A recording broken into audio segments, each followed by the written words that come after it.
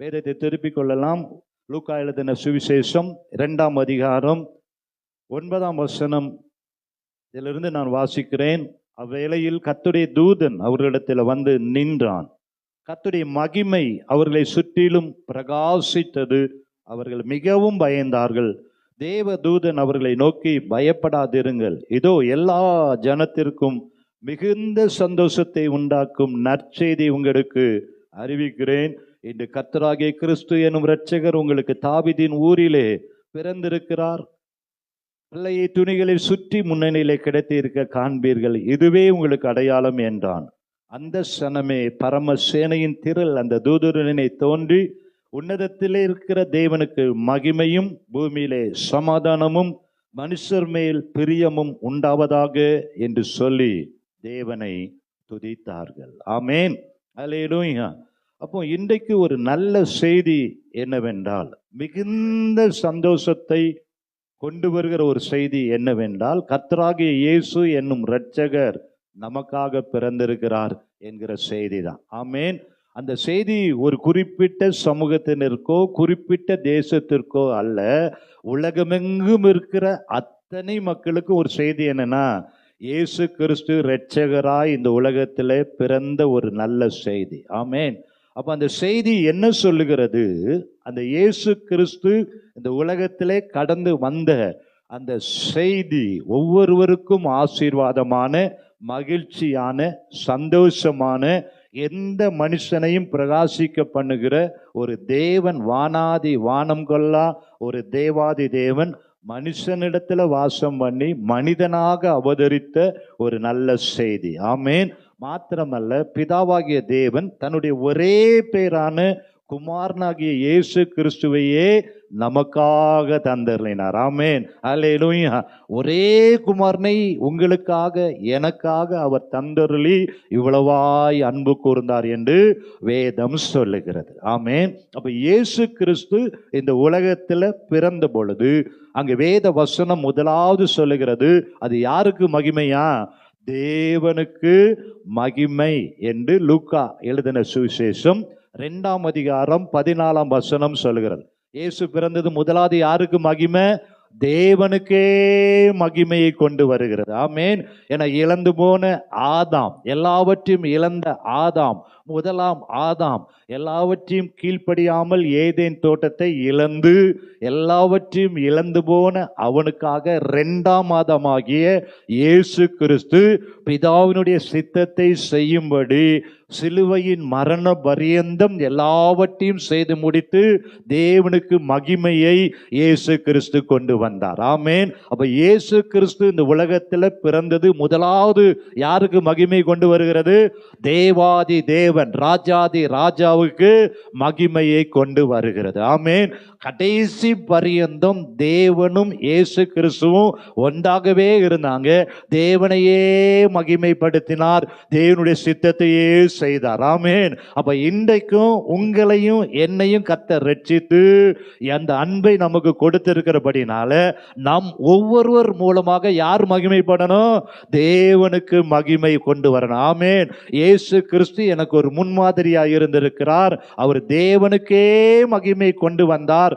அதன் போல நானும் என் வாழ்க்கை தேவனுக்கு எப்பொழுதும் மகிமையுள்ளதாய், என் மூலமாய் தேவனுடைய நாமம் மகிமைப்படுகிறதாய், என்னுடைய வாழ்க்கை தேவனுக்கு மகிமையை உண்டு பண்ணுகிறதாய் அது அமைய வேண்டும் என்று இன்றைக்கு ஒரு நல்ல செய்தி என்னவென்றால், கிறிஸ்து பிறந்த இந்த நாளிலே அப்பா என்னையும் தேவனுக்கு மகிமையுள்ள ஒரு பாத்திரமாய், தேவனுடைய நாமத்தை மகிமைப்படுத்துகிற பாத்திரமாய் என்னை உருவாக்குங்க. என் மூலமாய் தேவனுடைய நாமம் மகிமைப்படட்டும். எப்படி இயேசு பிறந்ததினால தேவனுக்கு மகிமை வந்ததோ, என்னையும் மகிமையுள்ள மகிமைப்படுகிற ஒரு பாத்திரமாய் மாற்றுங்கன்னா கர்த்தர் உங்களையும் மகிமையுள்ள ஒரு பாத்திரமாய் மாற்றுவார். உங்கள் மூலமாகவும் தேவனுடைய நாமம் என்ன பண்ணப்படும்? மகிமைப்படும். முதலாவது தேவனுக்கு மகிமை. இரண்டாவதாக மத்தேயு 2:10 சொல்லுகிறது, இயேசு கிறிஸ்து இந்த உலகத்துல வந்த நோக்கம் என்ன? யாருக்கு சந்தோஷத்தை கொண்டு வந்தது? மத்தேயு 2:10 வாசிக்கிறோம், அவர்களுக்கு அந்த நட்சத்திரத்தை கண்ட பொழுது மிகுந்த ஆனந்த சந்தோஷம் அடைந்தார்கள். முதலாவது இயேசு கிறிஸ்துவினுடைய பிறப்பு தேவனுக்கு மகிமையை கொண்டு வந்தது. இரண்டாவதாக சாஸ்திரிகளுக்கு ஒரு ஆனந்த சந்தோஷத்தை கொண்டு வந்தது. ஆமேன். உலகம் கொடுக்க கூடாத, உலகத்தால தர முடியாத ஒரு பெரிய சந்தோஷம் என்னன்னா இயேசு கிறிஸ்துவை அறிவதே. ஆமேன். இயேசு கிறிஸ்து கொடுக்கிற சமாதானம், இயேசு கிறிஸ்து தருகிற சந்தோஷம் தான் நிரந்தரமானது. ஆமேன். ஒருவன் இயேசுவை ஏற்றுக்கொண்டால் பழையவள் எல்லாம் ஒளிந்து போயின, சகலத்தையும் கர்த்தர் புதிதாக்குறார். ஆமேன். அவன் கிறிஸ்துவுக்குள் இருக்கிறனால எப்படி இருக்கிறான்? புது சிருஷ்டியா இருக்கிறான். சாஸ்திரிகளுக்கு இயேசு பிறந்த செய்தியை கேட்ட உடனே என்ன சந்தோஷமா? ஆனந்த சந்தோஷம். ஆமேன். அல்லேலூயா.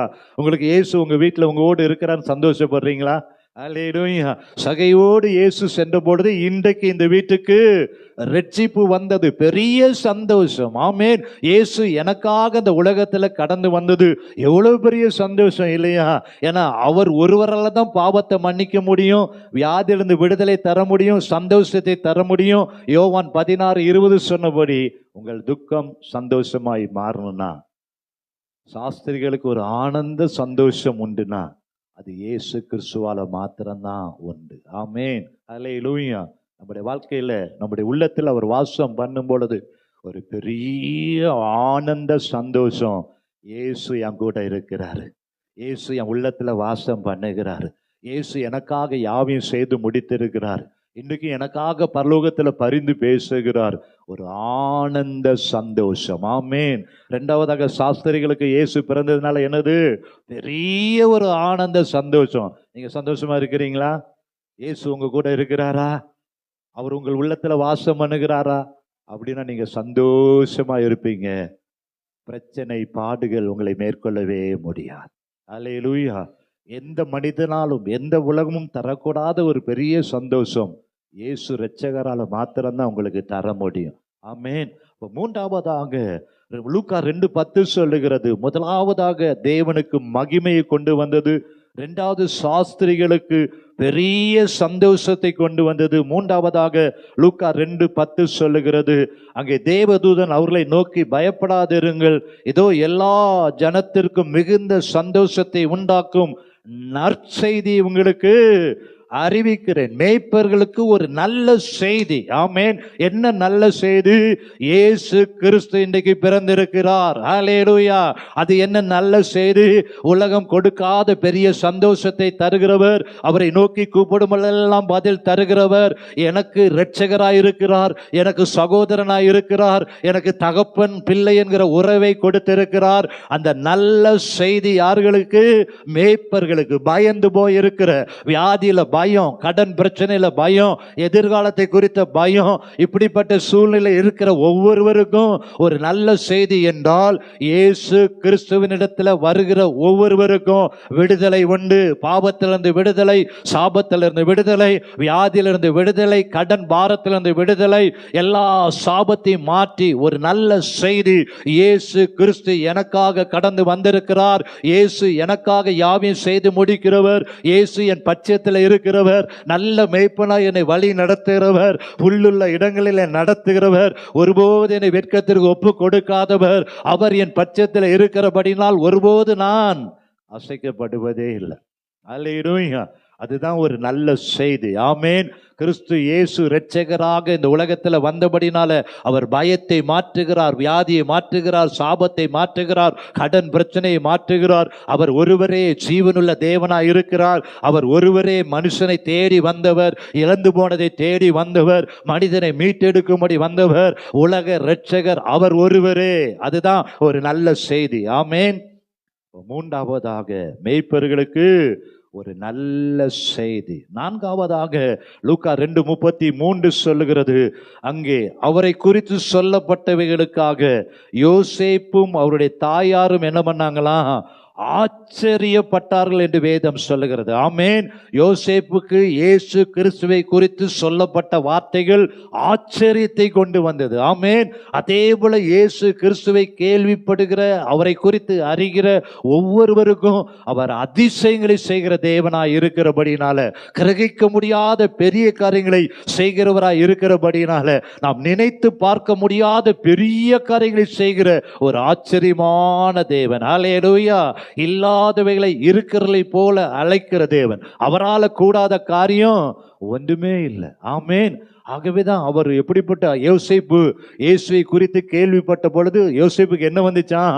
ஆச்சரியம் வந்தது. ஆமேன். ஒரு நல்ல செய்தி என்னவென்றால், இயேசு கிறிஸ்துவை அறிய அறிய உங்களுடைய வாழ்க்கையிலையும் கர்த்தர் அதிசயங்களை செய்வார். இது எப்படி நடந்தது என்று ஆச்சரியப்படக்கூடிய அளவில் கர்த்தர் உங்களை உயர்த்த வல்லமையுள்ளவராயிருக்கிறார். அல்லேலூயா. எந்த மனுஷனும் உயர்த்த முடியாத காரியத்தை என் தேவன் செய்து சத்துருகளுக்கு முன்பதாக ஆச்சரியப்படும்படி ஒரு பந்தி ஆயத்தப்படுத்தி உங்களுடைய தலையெல்லாம் எண்ணெயால் அபிஷேகம் பண்ண அவர் வல்லமையுள்ள தேவனாயிருக்கிறார். அல்லேலூயா. அவர் அதிசயங்களின் தேவனாயிருக்கிறார். அங்கே அடுத்தாப்புல பார்த்தோம்னா லூக்கா 2:18-19 வாசித்து பார்த்தோமே என்றால், மேய்ப்பராலே தங்களுக்கு சொல்லப்பட்டதை கேட்டதை யாவரும் அவைகளை குறித்து ஆச்சரியப்பட்டார்கள். மரியாளோ அந்த சங்கதிகளை எல்லாம் தன் இருதயத்தில் வைத்து சிந்தனை பண்ணினாள். ஆமேன். அல்லேலூயா. மரியாள் என்ன பண்ணினாளா? இயேசுவை குறித்து கேள்விப்பட்ட அவர் எப்படிப்பட்டவராய் இருப்பார் என்கிற காரியத்தை எல்லாம் இருதயத்தில் வைத்து என்ன பண்ணினா? சிந்தனை பண்ணினாள். அல்லேலூயா.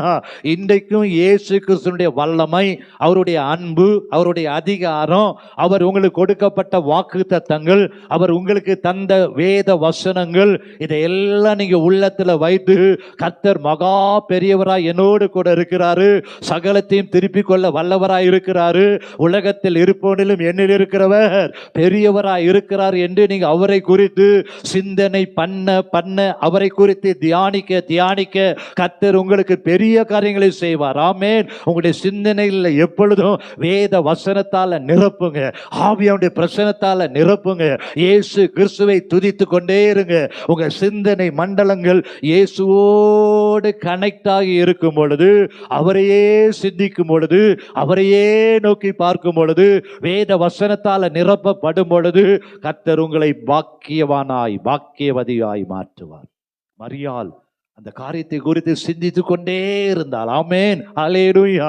இன்றைக்கும் கர்த்தர் உங்களுக்கு கொடுத்த வாக்கு தத்தத்தை சிந்தித்து கர்த்தர் அதெல்லாம் நிறைவேற்றுவார். கர்த்தர் பெரிய காரியங்களை எனக்கு செய்ய அவர் வல்லமை உள்ளவராக இருக்கிறார். அவர் செய்ய நினைத்ததெல்லாம் தடைபடாது என்று அவரை குறித்தே நீங்க மன மகிழ்ச்சியாக இருக்கும் பொழுது அது ஆம் என்றும் ஆமேன் என்று நிறைவேறும். விசுவாசிக்கிறீங்களா? அல்லேலூயா. பாருங்க, 6வதாக லூக்கா 2:28-29 சொல்லுகிறது, அவன் அவரை தன் கைகளில் ஏந்தி கொண்டு தேவனை ஸ்தோத்தரித்து, ஆண்டவரே உமது வார்த்தையின்படி உமது அடியேனை இப்பொழுது சமாதானத்தோடே போக விடுகிறேன். சிமியோனுக்கு இயேசுவின் பிறப்பு பெரிய சமாதானத்தை கொண்டு வந்தது. ஆமென். அல்லேலூயா. அப்ப இன்றைக்கு நமக்கு ரொம்ப தேவை என்னது? சமாதானம். ஆமென். இயேசு கிறிஸ்துவின் நாமத்தில் ஒன்று என்னது? அவர் சமாதான காரணர், சமாதான பிரபு. ஆமென். இதோ சமாதானத்தை உங்களுக்கு வைத்து போகிறேன் என்று சொன்னவர் உங்களுடைய குடும்பத்திலையும் சமாதானத்தை தருவார். எப்படி சிமியோனுக்கு சமாதானம் வந்தது என்று சொன்னானோ, இயேசு கிறிஸ்துவ இந்த உலகத்தில் வந்த ஒரு நல்ல செய்தி, அவர் சமாதான பிரபு, சமாதானத்தை தருகிற தேவன். அதே சமயத்தில் கடைசியாக மத்தேயு 2:3 வாசித்து பார்த்தோம் என்றால், அங்க 2ஆம் வசனம், யூதருக்கு ராஜாவாக பிறந்திருக்கிறவர் எங்கே? கிழக்கிலே அவருடைய நட்சத்திரத்தை கண்டு அவரை பணிந்து கொள்ள வந்தோம் என்றார்கள். ஏரோது அதை கேட்ட பொழுது அவனும் அவனோடு கூட இருந்த எருசலேம் நகரத்தார் அனைவரும் கலங்கினார்கள். ஆமென். 7வதாக ஒருத்தனுக்கு மாத்திரம் கலக்கம், சத்துருவுக்கு, பிசாசுக்கு, உங்களை எதிர்க்கிற பொல்லாத மனுஷனுக்கு. ஆமேன். இயேசு கிறிஸ்து பிறந்திருக்கிறார் என்று சொன்ன உடனே ஏரோதுக்கும் அவனோடு என்ன வந்துருச்சான்? கலக்கம் வந்தது. அதுதான் ஒரு நல்ல செய்தி. இயேசு உங்க கூட இருப்பாரு என்றால், இயேசு உங்களோடு வாசம் பண்ணுவார் என்றால், அவருடைய நாமம் உங்கள் நெற்றிலே தரிக்கப்பட்டிருக்குமே என்றால், ஒரு வழியாய் வருகிறவன் 7 வழியாய் ஓடி போவான். அல்லேலூயா. சர்ப்பங்களை தேள்களை மிதிக்கிற அதிகாரத்தை கர்த்தர் உங்களுக்கு கொடுத்திருக்கிறார். எல்லா நாமத்திலும் மேலான நாமம் இயேசுவின் நாமம். அந்த நாமம் தரிக்கப்பட்டவர்களாய் நீங்க இருக்கும் பொழுது யாருக்கு கலக்கம்? பொல்லாத சத்துரு, பொல்லாத எதிர்த்து நிற்கிற மனிதனுக்கு.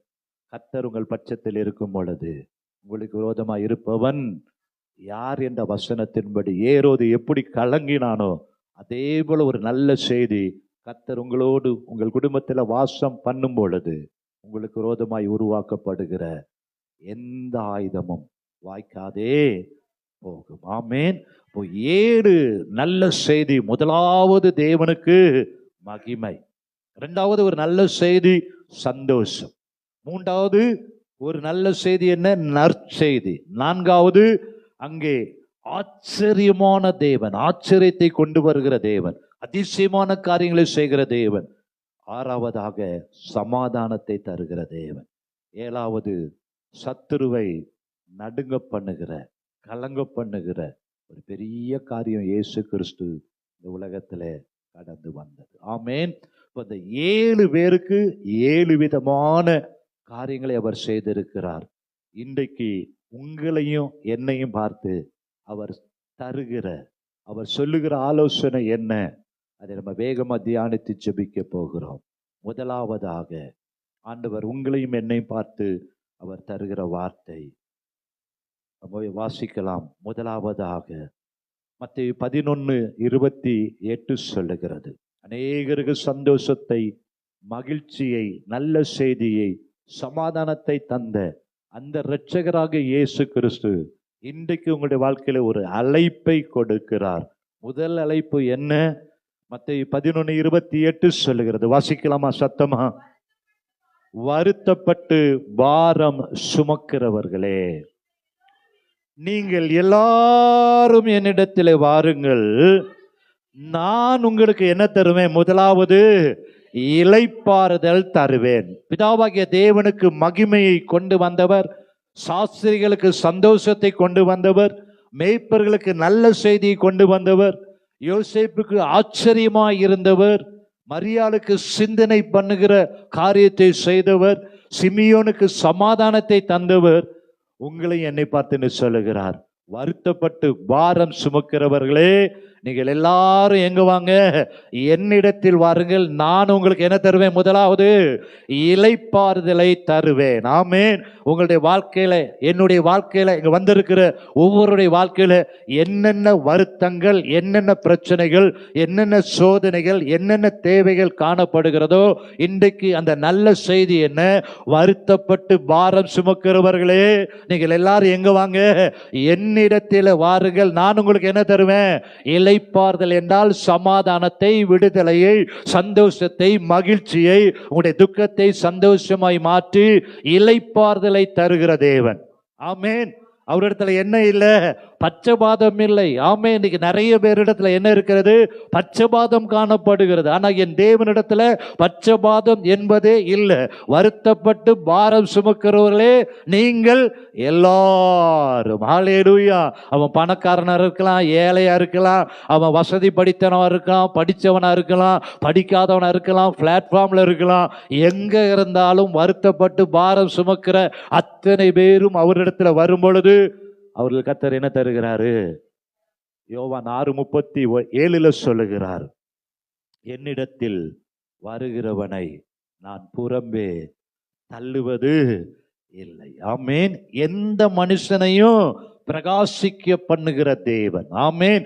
12 வருடம் பெரும்பாடுள்ள ஸ்திரீ இயேசுவை தேடி அந்த வருத்தத்தோடு வந்த பொழுது கர்த்தர் ஒரு அற்புதத்தை செய்து அவள் வேதனை நீங்கி சுகமாயிரு என்று விடுதலையை கொடுத்த அதே தேவன் உங்களுடைய வாழ்க்கையில இந்த நாள் உங்களுடைய வருத்தம் எல்லாம் மாறணும், உங்களுடைய பிரச்சனைகள் மாறணும், உங்களுடைய துக்கம் சந்தோஷமாய் மாறணும். ஆண்டவரே, நீர் எனக்காக இந்த உலகத்துல கொண்டு வந்த அந்த நல்ல செய்தி என்ன? என்னிடத்தில் வாருங்கள், நான் உங்களுக்கு இளைப்பாறுதலை தருவேன், என்னிடத்துல வருகிற ஒருவரையும் புறம்பே தள்ளுவதில்லை என்று சொன்னீங்க. பரலோகத்திலே உம்மை இல்லாமல் எனக்கு வேற யார் இருக்கிறா? உம்மை இல்லாமல் எனக்கு விருப்பம் ஒன்றுமே இல்லை. நீர்தான் என் நம்பிக்கை, நம்பிக்கையோடு உம்முடைய பாதத்தில் வருகிறேன் என்று 12 வருட பெரும்பாடுள்ள ஸ்திரியை போல அவரிடத்துல வரும் பொழுது உடைய வருத்தங்கள் மாறும்.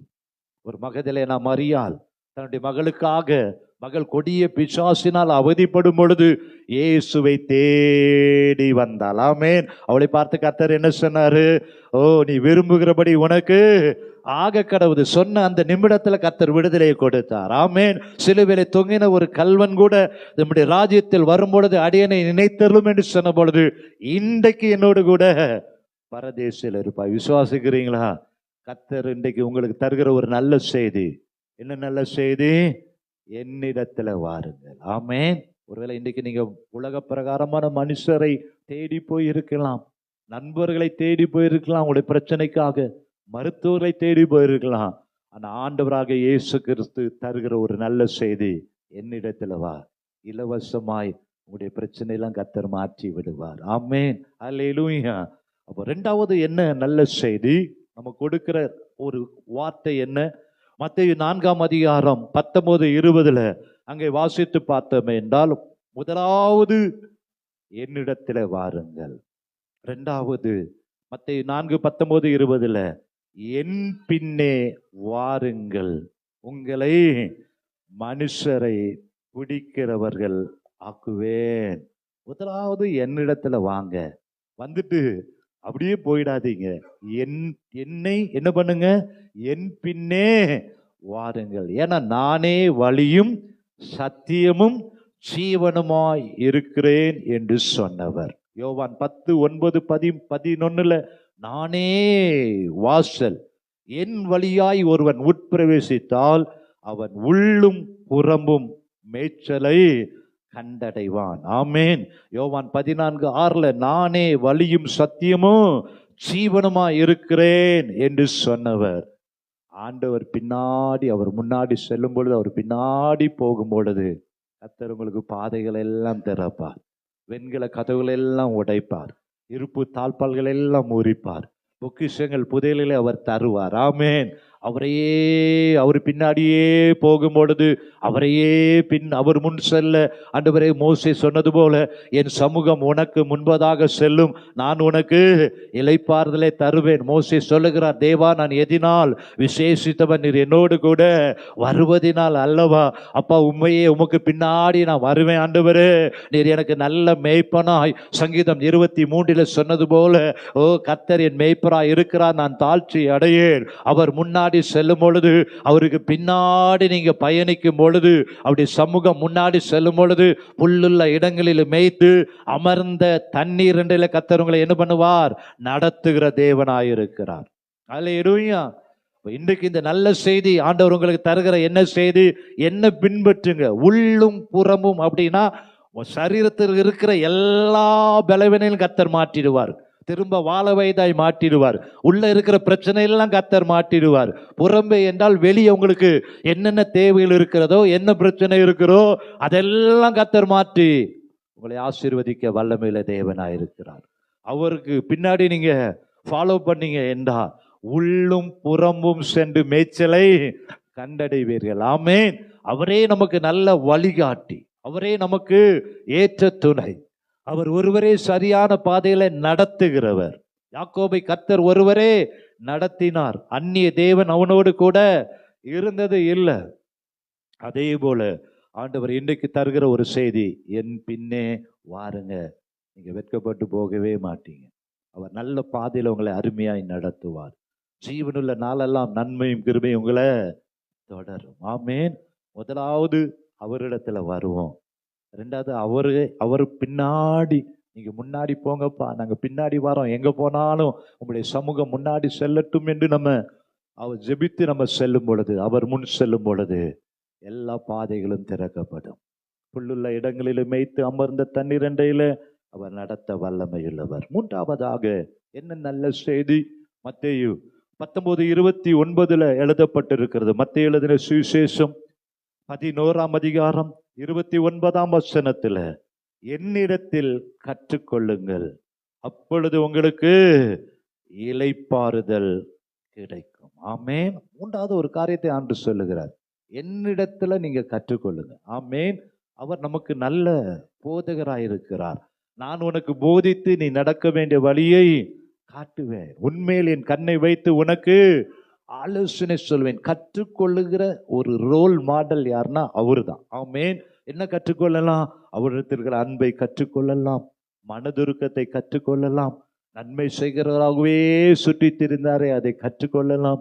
எந்த மனிதனுக்கும் தீங்கு செய்யாமல் அவர் ஒவ்வொரு மனிதனுக்கும் அற்புதங்களை செய்கிறவராகவே சுற்றி திரிந்தார். அவருடைய தாழ்மை, அவருடைய அன்பு, அவருடைய மனதுருக்கம், அவரையே நம்ம நல்ல ரோல் மாடலாய் அவரிடத்துல கற்றுக்கொள்ளுகிற காரியங்களை நம்ம கற்றுக்கொள்ளும் பொழுது கர்த்தர் உங்களையும் அவரை போல மாற்றி விடுவார். ஆமேன். உம்மை போல என்னை மாற்றுங்கப்பா. உம்மிடத்தில் இருக்கிற அன்பு எனக்கு இருக்கட்டும், உம்மிடத்தில் இருக்கிற தாழ்மை எனக்கு இருக்கட்டும், உம்மிடத்தில் இருக்கிற மனதுருக்கம் எனக்கு இருக்கட்டும். பாவிகளை கூட நீங்க நேசித்தீங்க பிதாவே, இவர்களுக்கு மன்னியும், தாங்கள் செய்கிறது என்னதென்று அறியாதிருக்கிறார்களே. மாத்திரமல்ல, சீசருடைய பாதங்களை எல்லாம் நீங்க கழுவி அவருடைய வஸ்திரத்தினால துடைத்தது போல அப்படிப்பட்ட தாழ்மையெல்லாம் எனக்கு தாங்க என்று கேட்கும் பொழுது அவரை போல கர்த்தர் உங்களை மாற்றி விடுவார். மூன்றாவது அவர் சொல்லுகிற அழைப்பு என்ன? என்னிடத்துல கற்றுக்கொள்ளுங்கள், நான் உனக்கு போதித்து, சங்கீதம் 32:8, நான் உனக்கு போதித்து நீ நடக்க வேண்டிய வழியை காட்டுவேன், உண்மையில் என் கண்ணை வைத்து உனக்கு. எலிசாவை நம்ம வேதத்துல பார்த்தோமே என்றால், எலியாவையே பார்த்து பார்த்து பார்த்து பார்த்து அவரையே பார்த்த எலியாவிடத்தில் இருக்கிற ஆவியின் வரங்களை எத்தனை மடங்கு கேட்டாரு?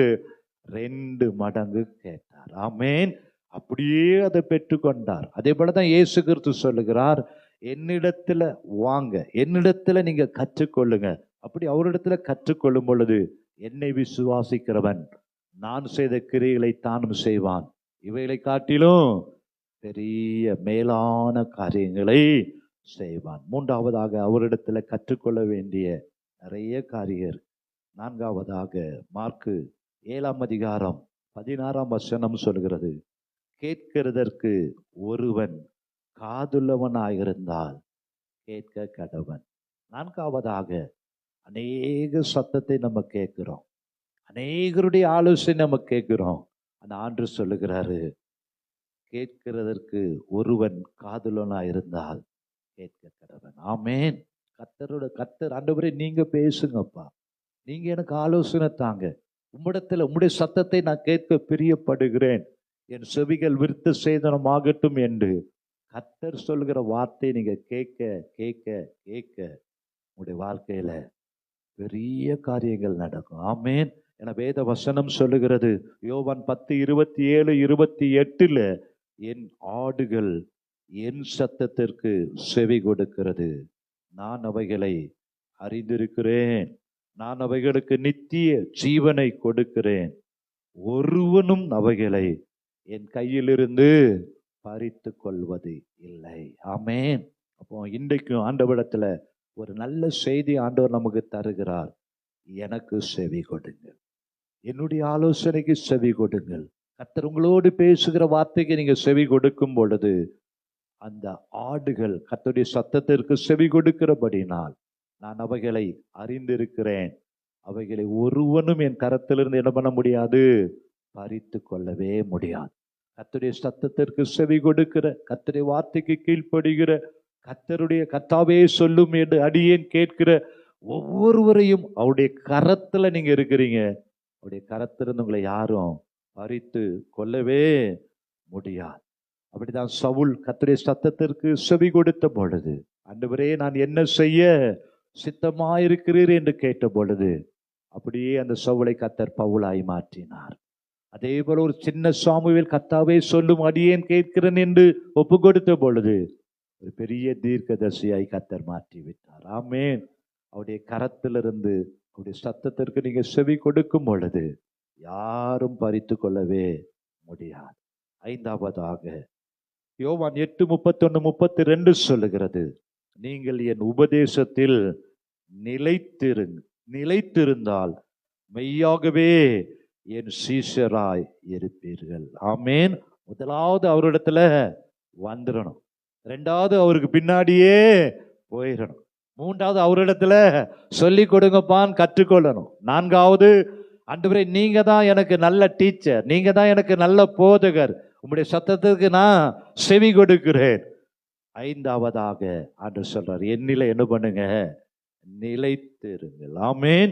நீங்கள் என்னிலும் என் உபதேசத்திலும் நிலைத்திருந்தால் மெய்யாகவே என் சீஷராய் இருப்பீர்கள், சத்தியத்தை அறிவீர்கள், சத்தியம் உங்களை விடுதலையாக்கும். ஹல்லேலூயா.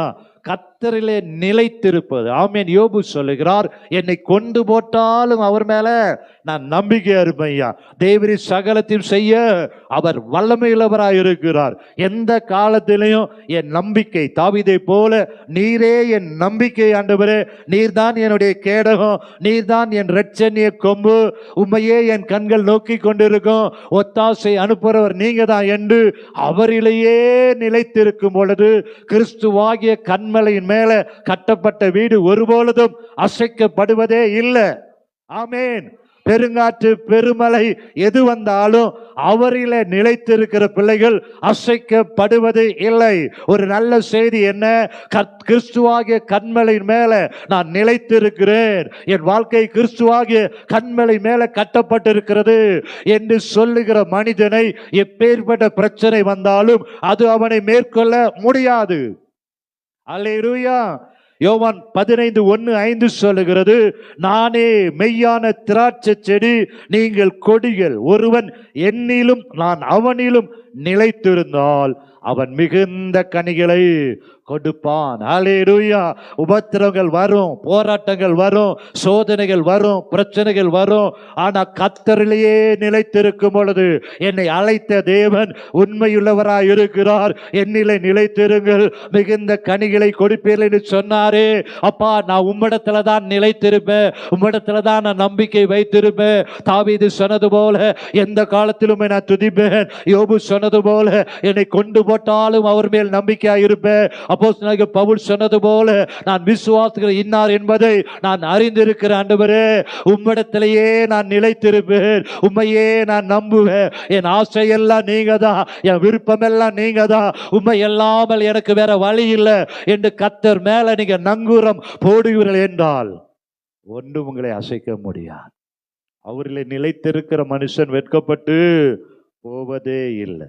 உம்மை உறுதியாய் பற்றி கொண்ட மனதை உடையவன், உம்மையே நம்பி இருக்கிறபடியால் அவனை கர்த்தர் பூரண சமாதானத்துடன் காத்துக்கொள்வார். ஆமென்.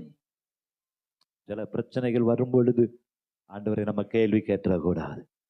அந்த சோதனையெல்லாம் நீங்க சகிக்கும் பொழுது கர்த்தர் ஜீவ கிரீடத்தை தருவார். அதை தப்புவதற்கான வழியும் கர்த்தர் தருவார், அதற்கான பலனையும் தருவார். ஆமென். அவரிலே நிலைத்திருக்கிற மனுஷன் மிகுந்த கனிகளை கொடுப்பான். ஆறாவதாக ஆண்டவர் தருகிற ஒரு வார்த்தை என்னன்னா, மார்க் எழுதின சுவிசேஷம் 8:34 என்னை பின்பற்ற கடவன். ஆமென். யோவான் 8:12 நான் உலகத்திற்கு ஒளியாயிருக்கிறேன், என்னை பின்பற்றுகிறவன் இருளிலே நடவாமல் ஜீவ ஒளியை அடைந்திருப்பான். ஆமென். அல்லேலூயா. நமக்கு நல்ல பின்பற்றக்கூடிய ஒருவர் இயேசு கிறிஸ்து. அவரையே பின்பற்றும் பொழுது, அவரையே எப்படி சூரியனை பார்த்து கொண்டிருக்கிற சந்திரன் பிரகாசிக்கிறதோ அதே போல அவரையே நீங்க பின்பற்ற கர்த்தர் உங்களையும் பிரகாசிக்க பண்ணுவார். எரிந்து பிரகாசிக்கிற விளக்காய் கர்த்தர் உங்களை மாற்ற அவர் வல்லமையுள்ள தேவனாய் இருக்கிறார். கடைசியாக ஏழாவதாக யோவான் 6:47 சொல்லுகிறது, என்னிடத்தில் விசுவாசமாய் இருக்கிறவனுக்கு நித்திய ஜீவன் உண்டென்று மெய்யாகவே மெய்யாகவே உங்களுக்கு சொல்லுகிறேன். ஆண்டவரிடத்துல விசுவாசமாய் இருக்கிறவனுக்கு கர்த்தர் நித்திய ஜீவனை தருகிறார். யோவான் 7:38 சொல்லுகிறது, என்னிடத்தில் விசுவாசமாய் இருக்கிறவன் எவனோ அவன் உள்ளத்தில் இருந்து ஜீவ தண்ணீர் உள்ள நதிகள் ஓடும். ஆமென். அல்லேலூயா. அப்போ தேவனுக்கு மகிமையை கொண்டு வந்த இயேசு கிறிஸ்து, சாஸ்திரிகளுக்கு சந்தோஷத்தை கொண்டு வந்த இயேசு கிறிஸ்து, மேய்ப்பர்களுக்கு நல்ல செய்தியை கொண்டு வந்த இயேசு கிறிஸ்து, யோசேப்புக்கு ஆச்சரியமான காரியங்களை செய்த இயேசு கிறிஸ்து, இன்றைக்கு நமக்கு தருகிற, உங்களுக்கு தருகிற ஒரு நல்ல செய்தி என்ன? என்னிடத்துல வாருங்கள், இளைப்பாறுதலை தருவேன். என் பின்னே வாருங்கள், நான் உங்களுக்கு வழியாய் வாசலாய் வழிகாட்டுவேன். மூன்றாவதாக என்னிடத்துல என்ன பண்ணுங்க? கற்றுக்கொள்ளுங்கள். அவரிடத்துல கற்றுக்கொள்ளும் பொழுது அவருடைய சுபாவங்கள், அவருடைய காரியங்களை எல்லாம் கர்த்தர் உங்களுக்கு தர அவர் வல்லமை உள்ளவராயிருக்கிறார். நான்காவதாக அவருக்கு செவி கொடுக்கும் பொழுது, என் ஆடுகள் என் சத்தத்திற்கு செவி கொடுக்கிறது, அவைகளை என் கரத்திலிருந்து யாரும் பறித்து கொள்வதே இல்லை. ஐந்தாவதாக என்னில் என்ன பண்ணுங்க? நிலைத்திருங்க. ஆமென். அவரில் நிலைத்திருக்கிற மனுஷன் ஒருபோதும் அசைக்கப்படுவது இல்லை. என்னையே நீங்க பின்பற்றுங்கள். ஆமென். அவரை பின்பற்றும் பொழுது கர்த்தர் உங்களுக்கு வெளிச்சத்தை தருவார், பிரகாசமான காரியத்தை கர்த்தர் செய்வார். கடைசியாக என்னிடத்துல விசுவாசம் உள்ளவராயிருங்கள், அவன் உள்ளத்துல ஜீவ தண்ணீர் உள்ள நதிகள் ஓடும்.